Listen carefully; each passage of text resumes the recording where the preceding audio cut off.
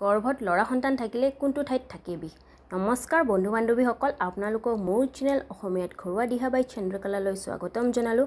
বন্ধু বান্ধৱীসকল, আজি আমি এই ভিডিঅ'টিত জানিম symptoms for baby boy during pregnancy, অৰ্থাৎ গৰ্ভৱতী মহিলাৰ গৰ্ভাৱস্থাত কেনেকৈ অনুমান লগাব পাৰে যে গৰ্ভত থকা শিশু ল'ৰা হ'বনে ছোৱালী, সেইটো বিষয়ৰ মাধ্যমেৰে।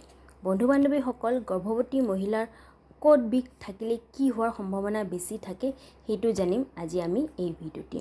আহক তেন্তে বেছি দেৰি নকৰি আমি ভিডিঅ'টি আৰম্ভ কৰোঁ।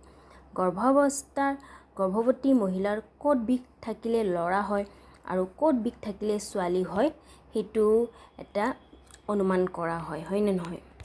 বান্ধৱীসকল, আপোনালোকে এই বিষয়ৰ দ্বাৰা অনুমান লগাব পাৰিব যে আপোনালোকৰ গৰ্ভত থকা শিশু ল'ৰা হয় নে ছোৱালী হয়।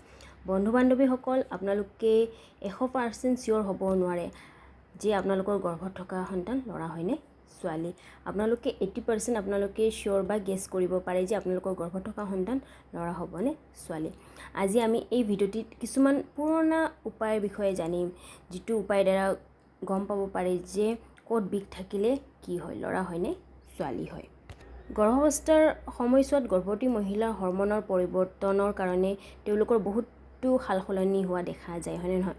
এই হৰম'নৰ সাল সলনিৰ কাৰণে বিষু হয়। গৰ্ভৱতী মহিলাৰ যিটো বিষ গৰ্ভাৱস্থাৰ সময়ছোৱাত যিটো থাৰ্ড ট্ৰাইমেষ্টাৰ অৰ্থাৎ 6 মাহৰ পৰা আৰম্ভ কৰি 9 মাহৰ ভিতৰত বেছিকৈ হোৱা দেখা যায়। 6 মাহৰ পৰা পেটৰ বিষ আৰম্ভ কৰি 9 মাহলৈকে হোৱালৈকে যদি আপোনালোকৰ যিটো পেটৰ বিষ বাঢ়ি যায় তেন্তে মনা হয় যে গৰ্ভত থকা শিশু এজনী ছোৱালী হয় বুলি।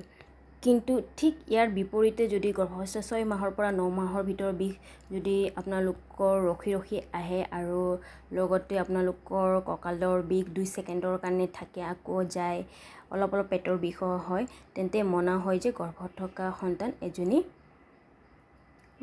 এজন ল'ৰা হয় বুলি। এইটো কেৱল অনুমান হয়, ঠিক আছে, এইটো আপোনালোকৰ সঠিক নহয়।